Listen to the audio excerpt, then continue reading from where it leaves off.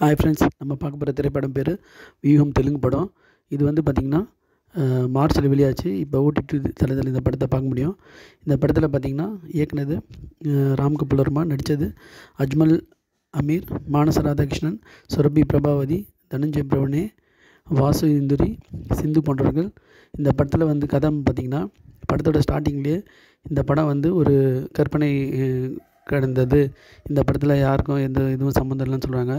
ஆனால் இந்த படத்தில் பார்த்திங்கன்னா இந்த கதையோட இது எல்லாரோட தெலுங்கு மாநில மக்கள் எல்லாருக்கும் தெரியும் இது எதோட கதைன்னு.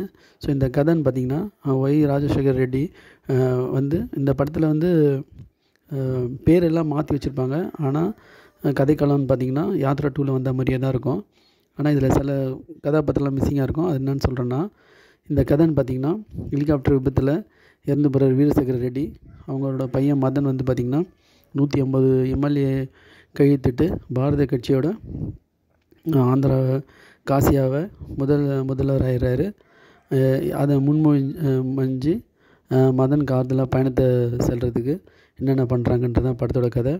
இந்த முதல்வர் ஆகிறதுக்கு ஆதரவாக தன் மனைவி, தங்கச்சி, தாய் ஜெயம்மா, தங்கை நிர்மலா, மனைவி மாலதி அவங்களோட ஆதரவு வந்து இந்திரபாபு நாயுடுக்கு, தனஞ்சய் பிரபுனே அவரோட ஷோன் கல்யாண் அவங்களோட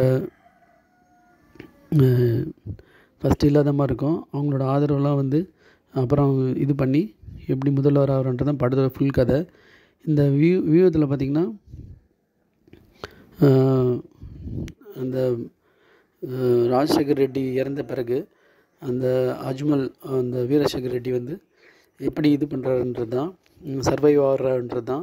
இதில் வந்து பார்த்திங்கன்னா சோனியா காந்தி, பவன் கல்யாண், மெகாஸ்டார் சிரஞ்சீவி, சந்திரபாபு நாயுடு, அது மாதிரி கேரக்டர்லாம் வந்து பார்த்திங்கன்னா அந்த சந்திரபாபு நாயுடு அதில் இருக்கும். அதில் வந்து சரியாக இருக்காது. இதில் வந்து பார்த்திங்கன்னா இவங்களெல்லாம் வந்து காமெடி பண்ணி வச்சுருப்பாங்க, ஒரு கலாச்சி வச்சுருப்பாங்க அவங்களெல்லாம் போட்டு. இப்போ இதில் ஆட்கள் தேர்வுன்னு பார்த்திங்கன்னா இதில் ஓரளவுக்கு நல்லா இருந்துச்சு. யாத்ரா 2 மாதிரிலாம் இல்லை, இதில் நல்லா இருந்துச்சு.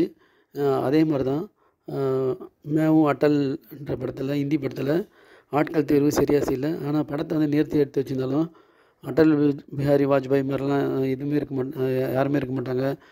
நேரு மாதிரி யாருமே இருக்க மாட்டாங்க. லால் பகதூர் சாஸ்திரி தவிர மற்ற யாருமே அவங்கள ஞாபகப்படுத்தலை. எல்லாம் பேர் சொல்லி தான் அவங்க நம்ம தெரிஞ்சிக்க வேண்டியதாக இருக்கும். அத்வானி அது மாதிரிலாம் பார்த்திங்கன்னா பேர் சொன்னால் தான் தெரிஞ்சுக்கிற மாதிரி இருக்கும். ஆட்கள் தேர்வுலாம் சரியாகவே இருக்காது. 1980 வந்த காந்தியில் பார்த்திங்கன்னா ரிச் அண்ட் அட்டன்புரோ எடுத்த படத்தில் எல்லா ஆட்கள் தேர்வும் சூப்பராக பண்ணியிருப்பாங்க.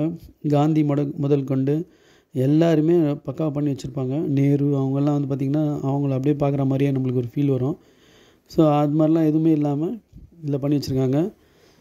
இந்த படத்தோட கதை வந்து பார்த்திங்கன்னா விறுவிறுப்பாகவும் போகுது, நம்புகிற மாதிரியும் போகுது. படத்தோட கதை வந்து பார்த்திங்கன்னா உண்மை சம்பவத்தை அடிப்படையாக கொண்டு தான் போகுது. ஆனால் அது வந்து கற்பனை கதைன்னு சொன்னாலும் ராம் கோபால் வர்மாவோட டைரெக்ஷனில் அனுபவம் வந்து நல்லா தெரியுது. அவரோட அனுபவம் நல்லா படம் நேர்த்தியாக போச்சு. அந்த ராவாலி காவாலி ஜெகன் அந்த பாட்டு வந்து நடப்பு அரசியலுக்கும் அது வந்து அவருக்கு உதவியாக இருக்கும்னு நினைக்கிறேன். இந்த படம் வந்து ஒரு வாட்டி கண்டிப்பாக பார்க்கலாம். இது வந்து திரைப்பிரியர்களுக்கு இது ஒரு நல்ல படம் தான். Thanks friends.